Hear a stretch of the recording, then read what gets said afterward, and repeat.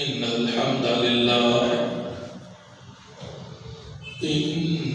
الحمد لله نحمده ونستعينه ونستغفره وأشهد أن لا إله إلا الله وحده لا شريك له وأشهد أن محمدا عبده ورسوله يا أيها الذين آمنوا اتقوا الله حق تقاته ولا تموتن إلا وأنتم مسلمون يا أيها الناس اتقوا ربكم الذي خلقكم من نفس واحدة وخلق منها زوجها وبث منهما رجالا كثيرا ونساء واتقوا الله الذي تساءلون به والأرحام إن الله كان عليكم رقيبا يا أيها الذين آمنوا اتقوا الله وقولوا قولا سديدا يصلح لكم أعمالكم ويغفر لكم ذنوبكم ومن يطع الله ورسوله فقد فاز فوزا عظيما اللهم صل على محمد وعلى آل محمد كما صليت على إبراهيم وعلى آل إبراهيم إنك حميد مجيد اللهم بارك على محمد وعلى آل محمد كما باركت على إبراهيم وعلى آل إبراهيم إنك حميد مجيد أما بعد فإن خير الحديث كتاب الله وخير الهدي هدي محمد صلى الله عليه وسلم وشر الأمور محدثاتها وكل محدثة بدعة وكل بدعة ضلالة وكل ضلالة في النار أما بعد فأعوذ بالله من الشيطان الرجيم ولا تقربا هذه الشجرة فتكونا من الظالمين ہر قسم کی حمد و ثنا تعریف و ستائش اللہ سبحانہ و تعالیٰ کی ذات کے لائق ہے ہم ان درود و سلام جناب نبی مکرم صلی اللہ علیہ وسلم کی ذات گرامی پر محترم بھائیوں آپ کی خدمت میں دو چیزیں رکھوں گا ایک تو ہمارے ہاں جو گروی کا کنسیپٹ ہے اور جو اس کا مرجع طریقہ کار ہے آئے وہ عزل اسلام جائز ہے اور دوسرا جو اس حوالے سے اہم مسئلہ ہے وہ یہ ہے کہ دنیا میں رہتے ہوئے بہت سے ایسے معاملات ہیں کہ جن کے شریعت نے قریب جانے سے بھی منع فرمایا یعنی نہ رہے بانس نہ بجے بانسری ایسے اسباب اور وسائل بھی اختیار نہیں کرنے کہ جن کی وجہ سے انسان اللہ کے نافرمانی میں مبتلا ہو سکتا ہے قرآن و سنت کی روشنی میں اس کی چند مثالیں کہ اگر ہماری سمجھ میں آ جائے تو ہم معاشرتی بہت سی برائیوں سے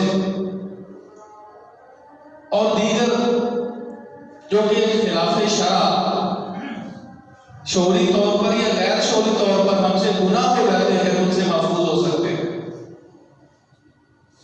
اللہ رب العزت سے دعا ہے کہ اللہ سبحانہ و تعالی ہمیں قرآن و سنت کے مطابق چلنے کی اور پھر اس کے مطابق عمل کی توفیق نصیب فرمائے۔ میں نے جو آیت کریمہ پڑھی ہے معروف ہے، یہ صرف اس دلیل کے طور پر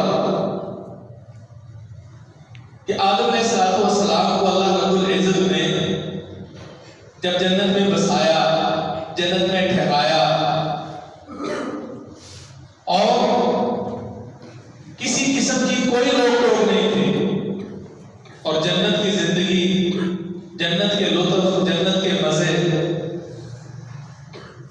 جو ان کی احادیث کے اندر عکاسی کی گئی ہے، ان کا ہم دنیا میں تصور کی آنکھ سے بھی مشاہدہ نہیں کر سکتے۔ اللہ رب العزت نے صرف ایک پابندی لگائی، وَلَا تَقْرَبَا هَٰذِهِ الشَّجَرَةَ۔ آدم علیہ السلام کے لیے اما حوا علیہ السلام کی تخلیق فرمائی، ان کو بسایا اور فرمایا تم دونوں نے اس درخت کے قریب نہیں جانا، پھل کھانے سے نہیں روکا، بس قریب بھی نہیں پھٹکنا۔ ایک بہت بڑی تاکید کی بات ہے نا، اگر آپ فرما سکتے تھے اس کا پھل نہیں کھانا، تو مقصود یہ تھا کہ اس درخت کے قریب بھی نہیں جانا، کیونکہ قریب جانے سے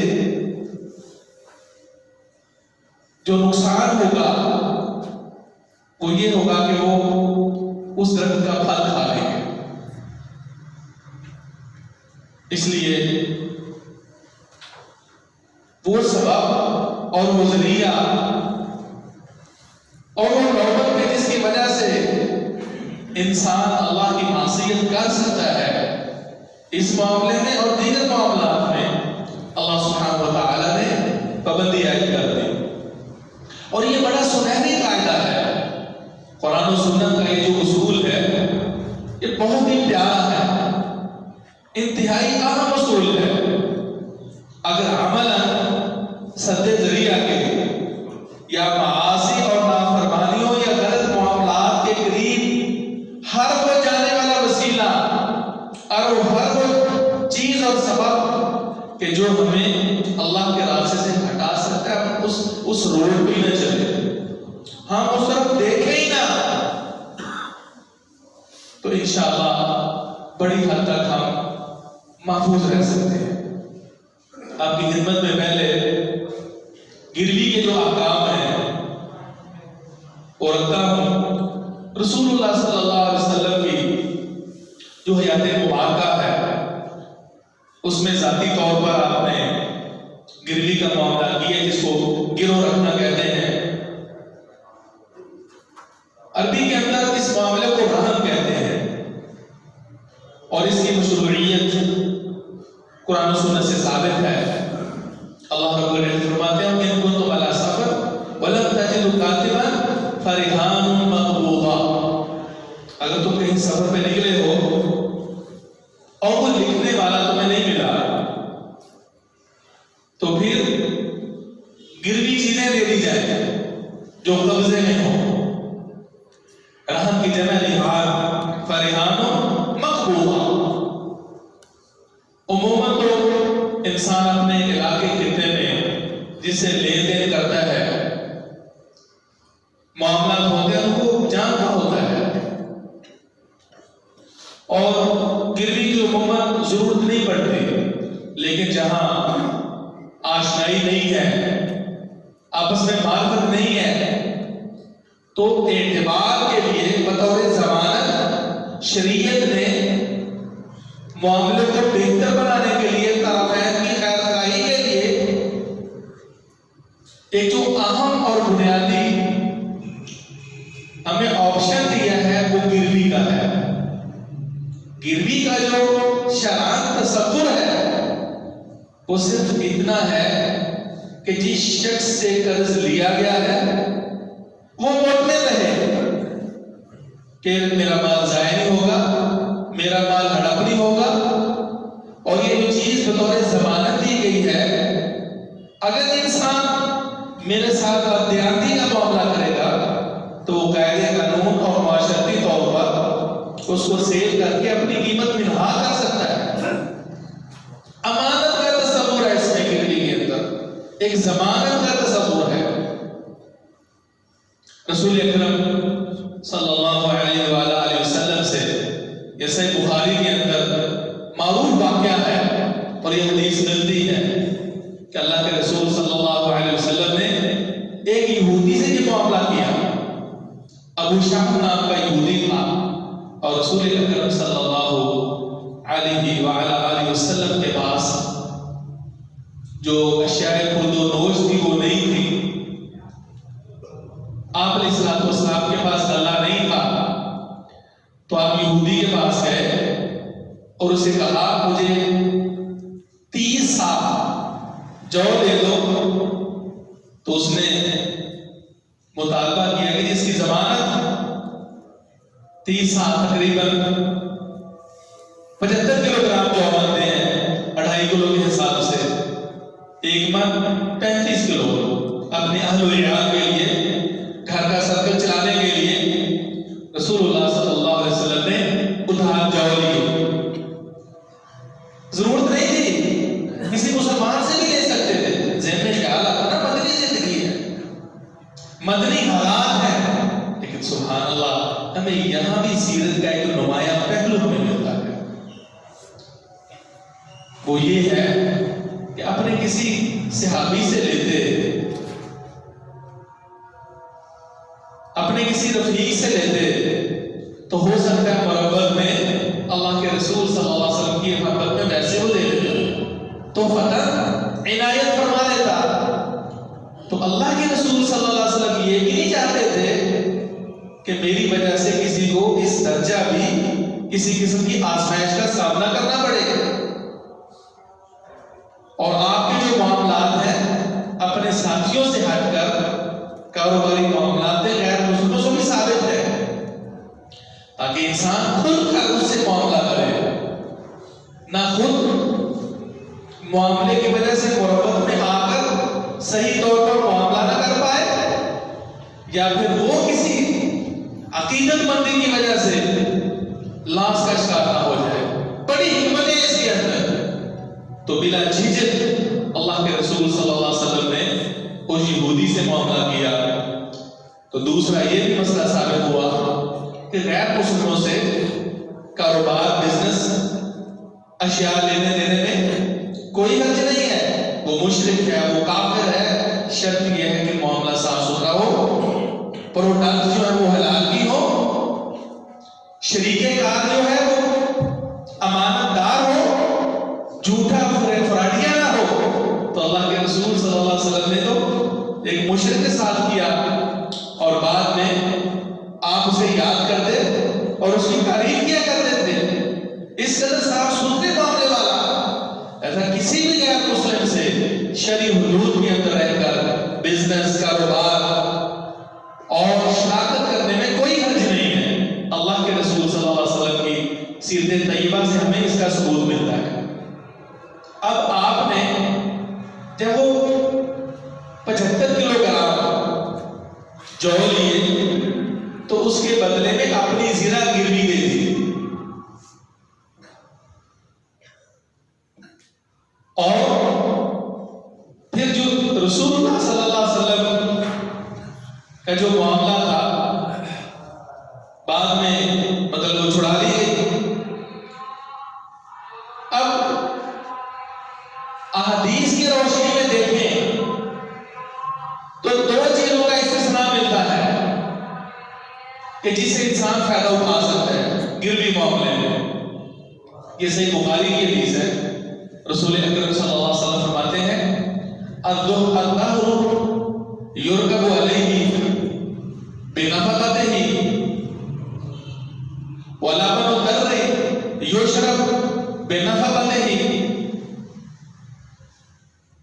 کہ کوئی جانور ہے اس پر انسان سواری کر سکتا ہے، چونکہ وہ اس پہ خرچ کرتا ہے، اور اس کو کھلاتا پلاتا ہے، چارہ ڈالتا ہے، خوراک دیتا ہے، تو اس کے عوض میں اس پر سواری کرنے کا مجاز ہے۔ بھینس ہے، گائے ہے، اونٹنی ہے، اس کا دودھ بھی پی سکتا ہے، دودھ دوڑ سکتا ہے، بشرطے کہ اس پہ خرچ کرتا ہو۔ اگر اس کے پاس جانور ہے، بطور ضمانت رکھا ہوا ہے، چارہ مالک کی طرف سے آتا ہے، دانا پانی مالک کی طرف سے آتا ہے، تو پھر اس دودھ کو پینے اور اس کے دھونے کا شرط مجاز نہیں ہے۔ وہ دودھ جب دھوئے گا تو مالک کو جائے گا، نہ اس کو بیچ سکتا ہے نہ اس کو پی سکتا ہے، وہ امانت ہے اس کے پاس۔ جانور پہ سواری کرنے کا اور اس کی جو رخصت ہے وہ اس صورت میں ہے کہ اس کو صبح شام چارہ ڈالتا ہے، اس کا خیال رکھتا ہے۔ اللہ کے رسول صلی اللہ علیہ وسلم نے صرف اس صورت میں اجازت مرحمت فرمائی ہے، لیکن دوسری صورت میں اگر مالک ہی پورا خرچ کر رہا ہے تو پھر جانور کی حیثیت صرف ایک ضمانت اور سیکیورٹی کی، وگرنہ اس سے استفادہ نہیں حاصل کر سکتا، استفادہ نہیں کر سکتا۔ محترم بھائیو، رسول اکرم صلی اللہ علیہ وسلم کے اس فرمان کی روشنی میں جو ہمیں ثابت ہوا، وہ جانور کو چارہ کھلانے اور پلانے کی صورت میں اس کا دودھ حاصل کر سکتا ہے یا سواری کر سکتا ہے۔ امام احمد رحمہ اللہ وہ فرماتے ہیں کہ اس حدیث کی روشنی میں باقی کسی کی جو بھی گروی چیز ہے، وہ مکان ہے، وہ دکان ہے، اور اسی طرح کی دیگر مملوکات ہیں، دیگر چیزیں ہیں، اگر اس کے پاس بطور امانت ہے، زیورات بھی ہو سکتے ہیں، گاڑی بھی ہو سکتی ہے، موٹر سائیکل بھی ہو سکتی ہے، اس سے استفادہ نہیں کر سکتا، اس کو استعمال نہیں کر سکتا۔ ہمارے ہاں یہ جو ایک خیر خواہی پہ مبنی معاملہ تھا، کسی کو قرض کی ضرورت ہے تو اب بطور ضمانت اس کو گروی دے دیا جائے تاکہ اس کو تسلی رہے، مطمئن رہے کہ بھئی مجھے نقصان کا سامنا نہیں کرنا پڑے گا۔ اب یہاں ایک اور چیز ہے کہ جو چیز بطور گروی دی گئی ہے اس کے فوائد بھی مالک کو جائیں گے، اگر خدا نہ خواستہ نقصان ہوتا ہے تو نقصان بھی مالک کا تصور کیا جائے گا۔ مثلا جانور رکھا ہوا ہے، اس نے پھل دیا اور بچے پیدا ہوئے، تو وہ اس کے نہیں ہو کہ مالک ہو جائیں گے، اور اللہ نہ کرے اگر وہ بھینس گائے یا کوئی جانور اس کے پاس پڑا ہوا وہ کسی وجہ سے ہلاک ہو جاتا ہے تو وہ نقصان بھی مالک کا متصور ہوگا شرعاً۔ وہ اس کو یہ نہیں کہے کہ یہ تیرے پاس ہے لہذا تم اس کی قیمت دو، وگرنہ تیرا قرض واپس نہیں ہوگا، شرعاً ایسی کوئی بات نہیں ہے۔ رسول اکرم صلی اللہ علیہ وسلم کی جو عموماً احادیث اور روایات آتی ہیں، چونکہ یہ امانت ہے، اور جو امانت ہوتی ہے جس شخص کے پاس موجود ہے، اگر اس میں خود ملوث نہیں ہے، پوری حفاظت اور پوری ضمانت پر اس نے پہرہ داری کی ہے، بھرپور حفاظت کی ہے، لیکن چور بڑھ کے ایسی ناگہانی آفت آ گئی کہ وہ چیز تلف ہو جاتی ہے، تو اب یہ جو نقصان ہوا ہے یہ مالک کا، امانت دینے والے کا، امین کا نقصان جو ہوگا اس سے پورا کیا جائے گا، کیونکہ چٹی جرمانہ تاوان تو تب ہوگا کہ جب وہ اس سے فائدہ اٹھائے گا، تو فائدہ اٹھانے کی بنیاد پر وہ نقصان کا بھی ذمہ دار ہوگا۔ جس طرح اس نے قرض لیا ہے تو قرض اس نے لیا اس لیے تاکہ میں فائدہ اٹھاؤں، تو مقروض کا قرض وصول کرنے کے بعد راستے ہی میں اگر وہ پیسے لٹ جائیں، وہ کہیں کھو جائیں یا وہ چیز تلف ہو جائے تو اس کا ذمہ دار قرض خواہ نہیں ہوگا، قرض دینے والا نہیں ہوگا، بلکہ قرض لینے والا ہوگا، کیونکہ اس میں اس کے ذاتی مفادات ہیں۔ امانت میں امین کا ذاتی مفاد نہیں ہوتا۔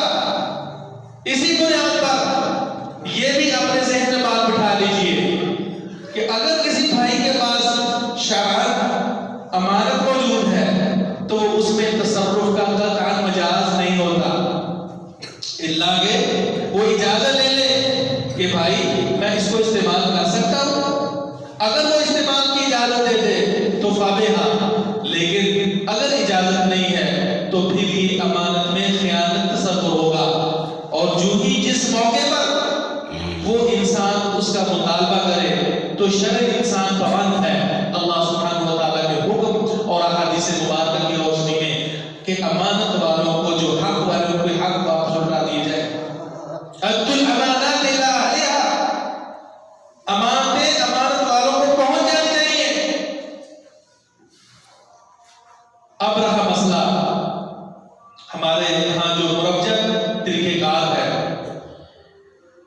اس میں تو یہ بزنس اور کاروبار کی صورت اختیار کر گیا ہے۔ یہ سارا جو غیر شعوری طور پر ڈسپلن ہے، ہم کاروباری معاملات میں جو رفتہ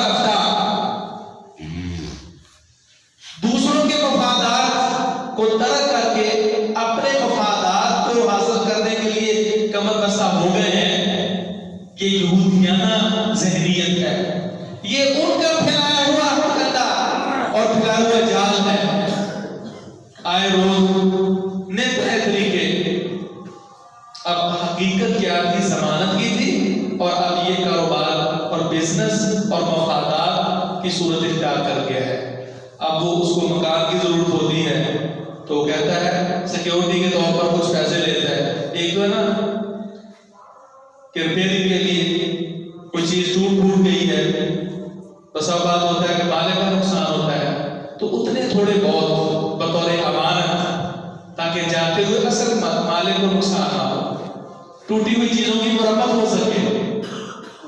جو ایگریمنٹ ہوا تھا اس کے مطابق مکان اسی حالت میں چھوڑ کے جائے، مالک کو نقصان نہ پہنچائے۔ تو اگر وہ دیکھتا ہے اور قابل اصلاح چیزوں کی اصلاح کرتا ہے، مرمت کرواتا ہے، اور بعد میں جو بچتے ہیں اس کو وہ پیسے دے دیتا ہے، تو میرے بھائی اس میں کوئی حرج نہیں ہے۔ لیکن اگر بطور سیکیورٹی جو اس کے دیے ہوئے پیسے اپنی ذات پہ استعمال کرتا ہے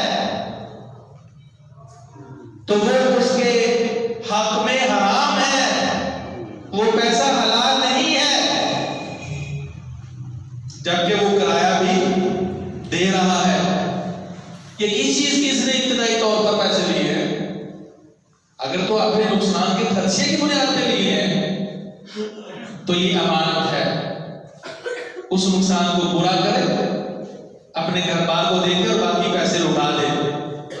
اور رہا مسئلہ کہ اپنے بزنس میں وہ تھوڑی ہے یا زیادہ ہے تو کس بنیاد پہ اس کو استعمال کر رہا ہے؟ استعمال کی قطع کوئی شرعی دلیل یا جواز والی بات نہیں ہے۔ ہاں اگر وہ پیسے استعمال کرتا ہے تو یوں سمجھیے کہ اس کو مضاربت کی شکل دے کر دینے والے کو انویسٹر سمجھے، اور اپنی حیثیت محنت کرنے والے کی، مزدور کی حیثیت سمجھے، عامل کی حیثیت بنا کر پھر اس پروفٹ کو جس طرح بھی ہاف کر لے، کہ چونکہ اس نے محنت کی ہے، اور اصل پیسے پہ جو پروفٹ آتا ہے اس کو جمع کرتا چلا جائے یا اس کو منتھلی دیتا چلا جائے، جو بھی طریقے کا ہو۔ یہ ہے حقیقی اور شرعی صورت۔ ہمارے ہاں جو ایڈوانس، بھئی دیکھو اگر تم 5 لاکھ سیکورٹی کے طور پر، گروی کے طور پر دو گے تو تمہیں اتنا کرایہ معاف ہے، اتنا دو گے تو اتنا دو گے تو بالکل ہی معافی۔ 3 سال 5 سال 10 سال کا ایگریمنٹ ہو جائے، اور وہ 5 10 15 20 30 دکان، مکان، پلازا، پلاٹ، اس کی حیثیت کے مطابق وہ پیسوں کو استعمال کر رہا ہے یا مکان کو استعمال کر رہا ہے۔ اب یہ شرعی گروی کا طریقہ حلال نہیں ہے، بلکہ یہ سود ہے۔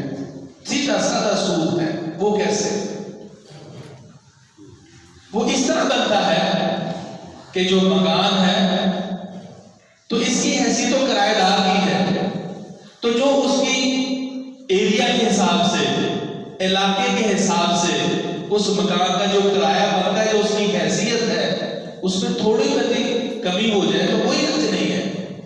لیکن اس کی مثال کے طور پر کرایہ بنتا ہے 20,000 اور وہ کہتے چلو تم 2,000 دے دیا کرو، اس لیے علماء کرام کہتے ہیں غلط ہے، 2,000 دے دیا۔ اب یہ ہیلا ہے، کون ہے اس معاشرے کے اندر کہ جو اپنے کرائے کا مکان جس کا عام حیثیت کے حساب سے 20 بنتا ہے، 20 سے 18 17 تو بن سکتا ہے، 20 سے 2,000 کرایہ نہیں ہو سکتا، تو یہ 2,000 اور 18,000 جو معاف کیا ہے، دو خود لے رہا ہے۔ کیوں لے رہا ہے؟ اس لیے کہ اس نے کرائے دار سے 5 لاکھ لیا ہوا ہے، 10 لاکھ لیا ہوا ہے۔ اب جو 5 یا 10 لاکھ کرائے دار نے دیا ہے، بسود کرایہ اور مکان سے پیدا اٹھانے کی شکل میں منتھلی یہ کرائے دار انسان اپنی اماؤنٹ پر 18,000 سود لے رہا ہے، حرام کھا رہا ہے یہ، اور وہ سود کا معامل بنا ہوا ہے۔ یہ سود بنتی ہے۔ اب فرق صرف اتنا ہے کہ دکان کی صورت میں یہ سود وصول کر رہا ہے، یا مکان کی صورت میں وصول کر رہا ہے، یا پلازے کی صورت میں وصول کر رہا ہے، تو رسول اکرم صلی اللہ علیہ وآلہ وسلم کی احادیث کی روشنی میں ہمارے ہاں جو مروجہ طریقہ کار ہے، بالکل ہی کرایہ نہیں ہوتا، اتنا دے دو جتنی مرضی دیر کے ہو۔ اور ایسے ہوتا ہے ہر بھائی چاہتا ہے یار چلو، وہ چاہتا ہے وہ اچھا ایڈوانس مل جائے اور یہ بھی چاہتا ہے کہ مجھے اچھی چھوٹ مل جائے، اور دونوں حرام کے معاملے کا تبادلہ کر رہے ہوتے ہیں۔ رسول اکرم صلی اللہ علیہ وسلم کی حدیث کی روشنی میں جانوروں کا استثناء ہے، اس کو چارہ ڈالا، اس کو کھلایا تو اس کے بدلے دودھ پی سکتا ہے، وگرنہ مکان، دکان، زیورات اور چیزوں کو وہ اپنے استعمال میں نہیں لا سکتا۔ اور اگر گروی رکھی ہوئی چیز وہ واپس جب قرض لینے والا واپس کر دیتا ہے تو اس کی باحفاظت چیز کو واپس کر دیا جائے گا۔ اگر اس کی چیز میرے بھائیوں ضائع ہو جائے تو کوئی حرج نہیں ہے، لیکن جب معاملہ کرنے والا اپنے پیسے واپس لے لیتا ہے تو وہ چیز بھی واپس کر دے، جس طرح کہ رسول اکرم صلی اللہ علیہ وسلم زرا واپس ہوئی اور وہ اناج اور جو آپ نے جو وغیرہ لیے تھے تو اللہ کے رسول صلی اللہ علیہ وسلم نے جب اس کی قیمت واپس چکا دی تو اپنے زرا کو واپس دے دیا۔ اللہ رب العزت دعا ہے کہ اللہ اس قسم کے معاملات میں نظر ثانی کی توفیق نصیب فرمائے۔ دوسری میرے بھائیوں جو اہم چیز ہے، دوسرا مسئلہ وہ یہ کہ ہم اپنے معاشرے میں نظر دوڑائیں اور بہت سی کوتاہیوں اور کمیوں میں ہم مبتلا ہیں، اپنی اولاد پہ، اپنے معاملات اور احوال میں۔ اللہ رب العزت نے قرآن مجید کے اندر فرمایا وَلَا تَقْرَبُوا الْفَوَاحِشَ مَا ظَهَرَ مِنْهَا وَمَا بَطَنَ، بے حیائی خواہ کھلم کھلی ہو یا چھپی ہوئی ہو، بے حیائی کے اعمال کام کے بالکل قریب نہیں جانا۔ فواحش جتنے بھی بے حیائی کے کام ہیں ان کے قریب نہیں بھٹکنا۔ اسی طرح فرمایا وَلَا تَقْرَبُوا الزِّنَا، بدکاری کے قریب نہیں جانا۔ جو سزا بدکاری اور زنا کی رکھی وہ واضح ہے، یہ نہیں فرمایا تم نے بدکاری اور زنا نہیں کرنا، تم نے فواحش بے حیائیوں کا ارتکاب نہیں کرنا، بلکہ فرمایا بے حیائیوں کے قریب نہیں جانا، بدکاریوں کے قریب نہیں جانا، تاکہ انسان دور رہنے کی وجہ سے ان سے بالکل محفوظ رہے، اس کے کان محفوظ رہے، اس کی آنکھیں محفوظ رہے، اس کی سمع و بصر، اس کا وجود محفوظ رہے۔ اب ایک انسان وہ اپنی آنکھوں کو تو زیرو انسان چلتے پھرتے اور زیرو جو خاتون اور عورت ہے یہ سمجھے کہ اس پہ نظر ڈالنا تو اللہ نے منع فرمایا. مومنوں کو حکم ہے کہ اپنی نگاہوں کو جھکا کے چلنا ہے. لیکن جب اس کے سامنے ویڈیوز آتی ہیں، اس کا موبائل آن ہوتا ہے، یہ ٹک ٹاک دیکھ لیجئے، پتہ نہیں کیا کیا بلائیں اور کیسی کیسی ویڈیوز آتی ہیں، اس میں نظر بازی سے ہم اجتناب نہیں کرتے، اور وہ عکس آپ کو شاید عملی زندگی کے اندر بھی نظر نہ آئے، جو بذریعہ موبائل جن کی ہماری آنکھیں منتقل ہوتی ہیں، گناہ میں ملوث ہوتی ہیں. اللہ کے رسول صلی اللہ علیہ وسلم نے فرمایا آنکھوں کا بھی زنا ہے، ہاتھوں کا بھی زنا ہے، کانوں کا بھی ہے، پاؤں کا بھی ہے. وہ اس لیے کہ یہ اس طرف جاتے ہیں، ذریعہ اور سبب بنتی ہیں چیزیں، اور اسی لیے اللہ سبحانہ و تعالی نے منع فرمایا نظروں کو بجائے استعمال کرنے سے. اور مومنین کو یہ حکم ہے قل للمؤمنین یغضوا من ابصارهم ویحفظوا فروجهم. تو لہذا جب انسان ایک معصیت کے راستے پہ چلتا ہی نہیں ہے، پتہ ہے اس جنگل کو جو راستہ جا رہا ہے وہ ہلاکت کا ہے، درندوں کا ہے، اس کا متبادل راستہ بھی موجود ہے، تو سمجھدار میں انسان اپنی ضرورت پوری کرنے کے لیے وہ صاف اور عام وہ راستہ استعمال کرتا ہے جس میں کسی قسم کے نقصان کا خدشہ نہیں ہوتا. اور جو جان بوجھ کر کہے گا میں تو بڑا بہادر ہوں، میں تو بڑا مضبوط ہوں، اور اس راستے کو اختیار کر لیتا ہے جو کہ درندوں کا ہے، خطرناک ہے، وہ ڈاکوؤں کا راستہ ہے، عافیت کا راستہ نہیں ہے، تو گویا وہ ان اسباب کو اختیار کرنے کی وجہ سے خدشہ ہے کہ وہ نقصان میں مبتلا ہوگا، اپنی جان کو مصیبت میں مبتلا کرے گا. لہذا یہ جو موبائل کا مس یوز ہے بھائی، اس سے اپنے آپ کو محفوظ رکھیے. اب یہ نہیں کہ ہمارے ہاتھ میں آ جائے اور ہر چیز دیکھتے ہیں اور بڑے شوق سے ٹک ٹاک دیکھتے ہیں، یہ کوئی زندگی نہیں ہے. یہ 4 دن کی چاندنی پھر اندھیری رات. یہ جو دیکھنے والے ہیں نا، فالوور یوزر جو جتنے بھی ہیں، یہ وقتی دوست ہیں. ان کی دوستی صرف آپ کی شکل و شباہت سے، آپ کے مزاحیہ انداز سے، آپ کے جوک اور مذاق سے ہے، نہ آپ کی ذات سے ہے، نہ کچھ آپ سے کو سروکار ہے. یہ کراچی کی معروف ٹک ٹاکر جو اس دنیا سے رخصت ہو گئی ہے، اس کا بھی دیکھ لیے، حشر ہمارے لیے نشان عبرت ہے. کہتے ہیں کہ پاکستانی ہے، لاکھوں کے اندر اس کے فالوور تھے، لاکھوں کے اندر اس کو ویوز دینے والے تھے، لیکن قتل ہو گئی. 3 اس کے ساتھ اور بھی تھے، کافی دیر تک مردہ خانہ میں پڑی تھے، حتیٰ کہ جو گھر والے تھے وہ بھی نہیں آئے، انہوں نے بھی انکار کر دیا. یہ کہاں گئے لاکھوں، یہ فالوور کدھر گئے؟ نہ جنازہ، نہ وہاں جا کے منہ ہی دیکھا ہے اس کا، نہ افسوس ہی کیا ہے. وہ تو فصلی بٹیرے، نہ تیرے نہ میرے، اس کے بدلے گوہر آ جائے گی. ہم تو عاشق صورت کے ہیں، ہم تو عاشق مزاح اور مذاق کے ہیں. ہمیں وقتی لطف آنا چاہیے، وقتی تفریح ہو، ہمیں یہ چاہیے بس، یہ نہیں تو گوہر آ جائے. لیکن جس کا تعلق اللہ سے ہوتا ہے میرے بھائیوں، وہ اللہ رب العزت دلوں کے اندر عقیدت اور محبت پیدا فرماتا ہے.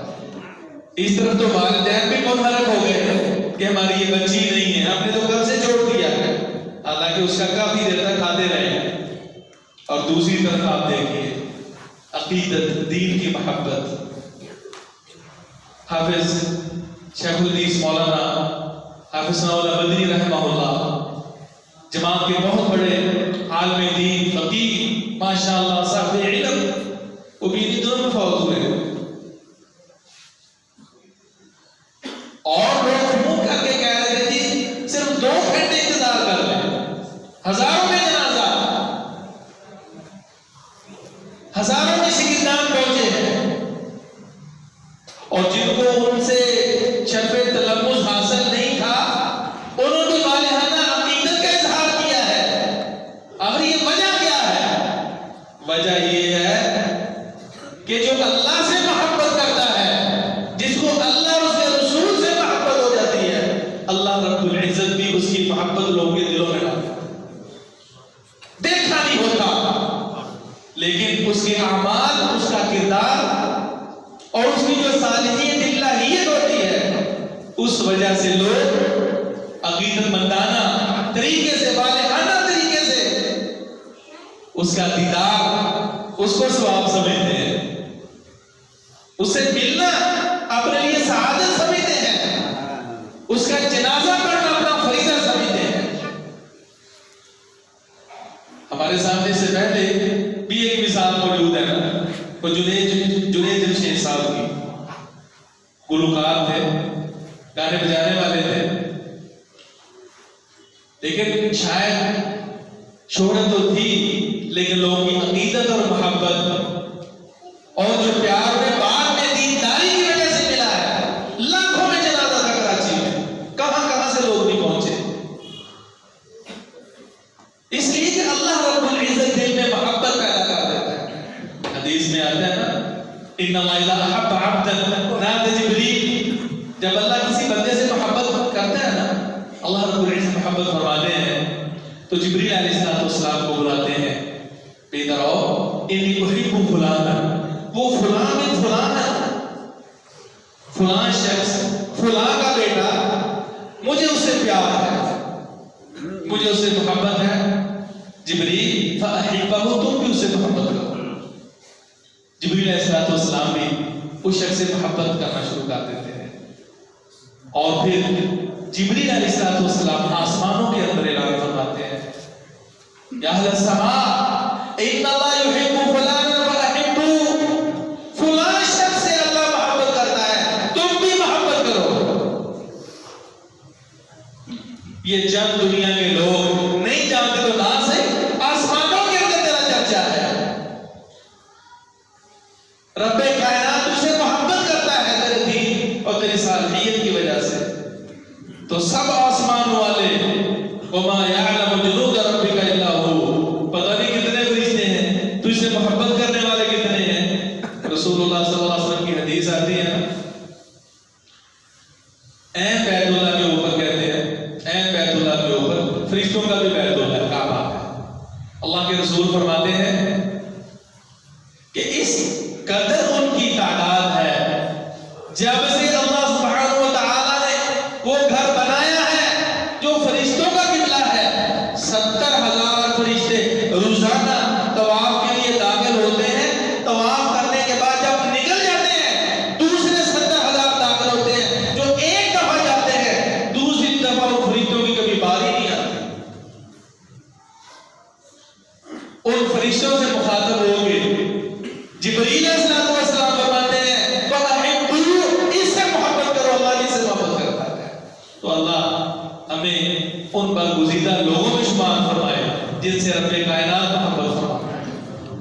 اور بھائیو، جب اللہ پسند فرماتا ہے نا تو پھر اہل ایمان کے دلوں میں اللہ کوئی نہ کوئی اس کی محبت ضرور ڈالتا ہے، اس کے اثرات نظر آتے ہیں، اور اس کی مثال دیندار لوگوں کی ہے۔ دنیا میں شاید کوئی جانے نہ جانے، ایک حدیث آتی ہے، فرمایا ان من عباد اللہ لو اقسم علی اللہ لبرہ، اللہ کے کچھ ایسے درویش منج کچھ صالح انسان ہوتے ہیں، اگر وہ جن کے دل سے قسم اٹھا لے نا، قسم کہ یہ معاملہ ہونا ہے، اللہ سبحانہ و تعالیٰ ان کے اس حلف اور قسم کو کبھی خراب نہیں کرتے، ان کی قسم کو پورا بناتے ہیں۔ ربیع رضی اللہ تعالیٰ عنہ، ان سے ایک دوسری خاتون کا دانت ٹوٹ گیا، جھگڑی، ضرب لگائی، دانت ٹوٹ گیا، قبیلے والوں کا تقاضا یہ تھا کہ اپنے بدلہ ضرور لے، ضرور بدلہ لینا ہے۔ جب سیدنا نضر بن انس رضی اللہ تعالیٰ عنہ ان کو پتہ چلا تو فرمایا اللہ کے رسول ان کا دان قطعا نہیں ٹوٹے گا، لا تکسر سریۃ، ان کے دانت نہیں توڑے جائیں گے۔ اللہ کے رسول صلی اللہ علیہ وسلم فرماتے ہیں نظر کتاب اللہ القصاص، اللہ کی کتاب کا فیصلہ وہ قصاص ہے۔ الذب بالذب والجروح قصاص، والجروح قصاص، دانت بدلے دانت کے، زخموں کا بھی اللہ نے قصاص لکھا ہے، یہی فیصلہ ہے۔ وہ پھر کہہ رہے ہیں اللہ کے رسول میری بہن سے قصاص نہیں لیا جائے گا۔ مقصد یہ ہے کہ مجھے امید ہے، مجھے یقین ہے، واللہ قسم کھا کے کہتے ہیں بڑے تاکیدی انداز میں، نہیں بدلہ لیا جائے گا، قصاص نہیں لیا جائے گا۔ اللہ کے رسول صلی اللہ علیہ وسلم سے پوچھتے ہیں ہاں بھائی، کہتے ہیں ہم نے تو قصاص ہی لینا ہے، ہم نے دانت توڑنا ہے۔ یہاں تک کہ محترم بھائیو ہوا یہ کہ اللہ رب العزت نے ان کے دل میں ڈال دیا، وہ راضی ہو گئے، کہتے جی ہم دیت لیتے، ہم دانت نہیں توڑتے۔ اللہ کے رسول صلی اللہ علیہ وسلم نے پھر فرمایا ان من عباد اللہ لو اقسم اللہ لا برا، اللہ کے کچھ برگزیدہ بندے ایسے ہوتے ہیں اگر اللہ کو قسم دینا اللہ ان کی قسم پوری فرما دیتا ہے۔ کوئی ہے ہمارے اندر ایسا عمل، کوئی ہمارے ہیں کرتوت کہ ہم کسی مصیبت یا نازع ہو کر اس بات پر کہ مجھے اللہ پر اعتماد ہے، انسان حلف اٹھائے کوئی ایسی بات منہ سے نکال دے اور اس کو یہی یقین ہو کہ اللہ میری اس بات کی لاج رکھے گا، ہم نے اپنے آپ کو ایسا بنایا؟ کچھ ہے باہر سے۔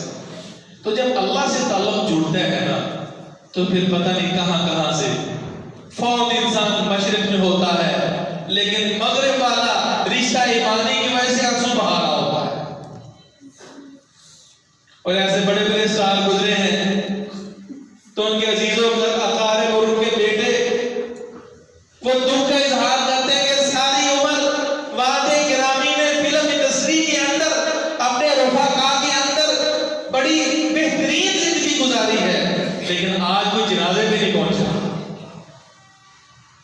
اللہ سبحانہ وتعالی ہمیں دیندار بنائے، تو ہر اس ذریعے سے محفوظ رکھنا ہے اپنے آپ کو جو ہمیں معصیت کی طرف دے دے۔ رسول اللہ صلی اللہ علیہ وسلم نے فرمایا، آپ نے منع فرمایا کہ یہ انسان اپنے والدین کو گالی دے۔ صحابہ نے تعجب کیا اللہ کے رسول یہ کیسے ہو سکتا ہے کہ انسان اپنے ماں باپ کو گالی دے؟ فرمایا اس کی صورت یہ ہے کہ وہ کسی اور کے باپ اور ماں کو گالی دے گا تو پھر بدلے میں وہ اس کے والدین کو گالی دیں گے۔ یہ ذریعہ اور وسیلہ اپنے ماں باپ کی گالی دلوانے کا منع ہے، اس لیے یہ پورے کا پورا مجرم ہے، وہ خود یہ گالی پاکتا ہے۔ جیسا اپنی زبان پہ کنٹرول ہونا چاہیے۔ رسول اکرم صلی اللہ علیہ وآلہ وسلم شروع کا دور دیکھیں، شراب حرام قرار دی، شراب حرام ہوئی تو ساتھ ہی آپ نے کیا کیا؟ ان برتنوں کا استعمال بھی روک دیا جن برتنوں میں شراب پی جاتی ہے، منع کر دیا۔ یہ گھر میں جو جو شراب کے لیے برتن استعمال ہوتے تھے ان برتنوں کو بھی استعمال نہیں کرنا۔ اب فوراً یہ تاثر ملتا ہے کہ یہ اتنا گھناؤنا جرم ہے، اس درجہ شراب کی حرمت نازل ہوئی کہ بالکل ان کے دلوں میں دماغوں میں شراب کی قباحت اور حرمت جم جائے، کسی بھی طریقے سے شراب کا شائبہ ان کے دل و دماغوں میں ان کا تصور پیدا ہو۔ اور کچھ عرصے کے بعد آپ نے ان برتنوں کو دھو کر استعمال کرنے کی اجازت دے دی، صاف ستھرے برتن۔ اللہ کے رسول صلی اللہ علیہ وسلم نے آپ کو پتا ہے قبرستان میں جانے سے منع فرمایا، شروع میں منع کیا تھا لیکن بعد میں اجازت دی، کون تو نہیں جو من زیارت القبور فزورا، کیوں روکا؟ یہ قبرستان اور قبر کا سسٹم یہ شرک تک لے جاتا ہے، شرک کو حرام قرار دیا تو شرک کے جتنے بھی وسائل ہیں ان سے دور رکھنے کی کوشش کی گئی ہے شریعت میں۔ جہاں قبر ہے وہاں اوپر مسجد بنانے سے روکا گیا، قبر کے قریب مسجد بنانے سے روکا گیا، لعنت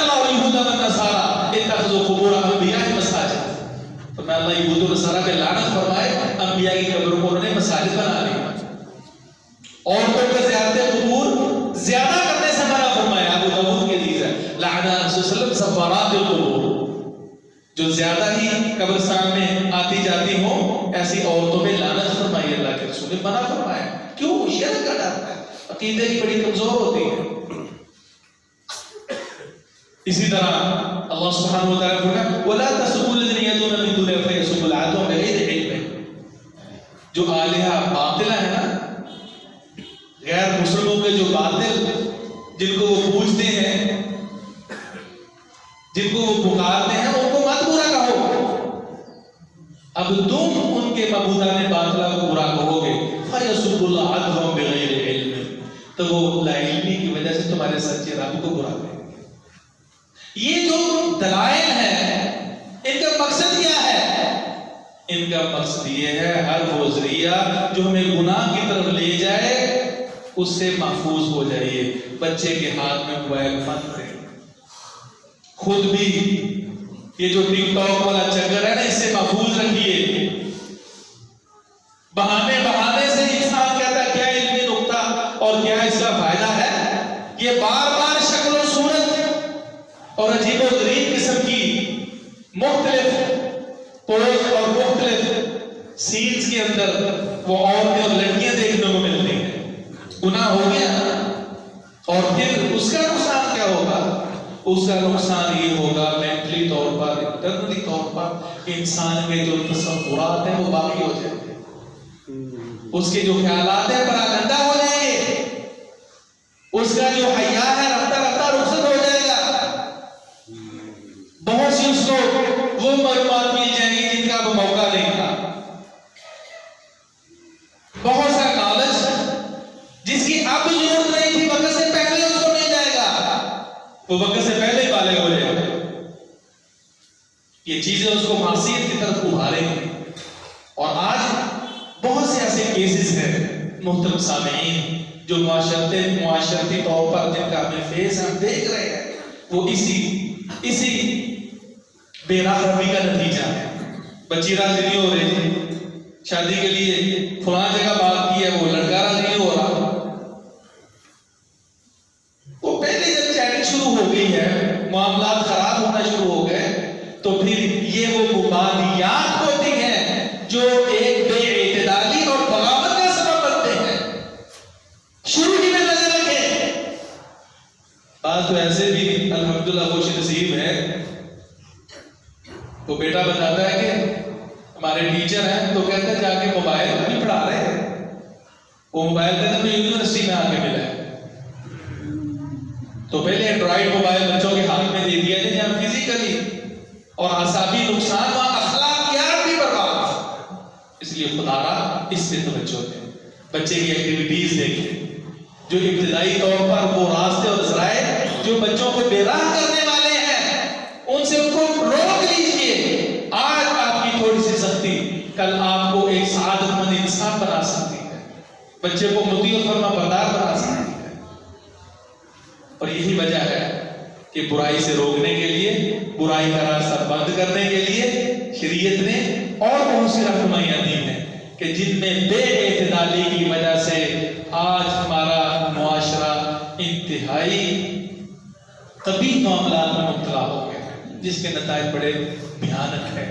عورت کی بے حجابی شریعت نے منع کیا، یہاں تک کہ امہات المومنین سے بھی کوئی چیز لینی ہوتی ہے نا، فَاسْأَلُونَ مِن وَرَاءِ حِجَابٍ، ماں وراء حجاب سوال کر سکتے ہیں، حجاب اور پردے کے اندر رہ کر، حالانکہ ضرورت کی چیزیں تھی۔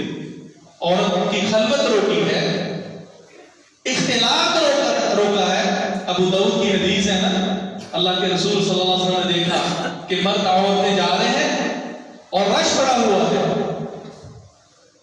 اختلاف ہوا پڑا ہے، مرد عورتیں گھسے ہوئے ہیں، اللہ کے رسول صلی اللہ علیہ وسلم نے روک دیا ان فرمایا علیکم بحافات الطریق، مردوں کے اندر یوں کر کے نہیں چلنا، لا تحمقن الطریق، راستے کے درمیان میں تم نے نہیں چلنا، کنارے پہ چلنا ہے۔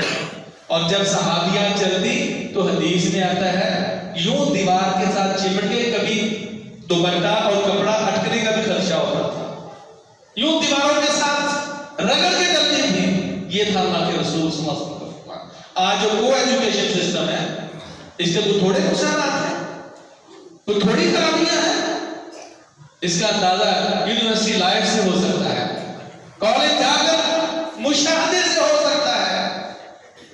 اتنا بے تکلفی سے ہم شاید اپنی بہنوں سے اور اپنے محرم رشتوں سے بھی باتیں نہیں کرتے جتنی بے تکلفیاں کالج یونیورسٹی کے اندر پائی جاتی ہیں.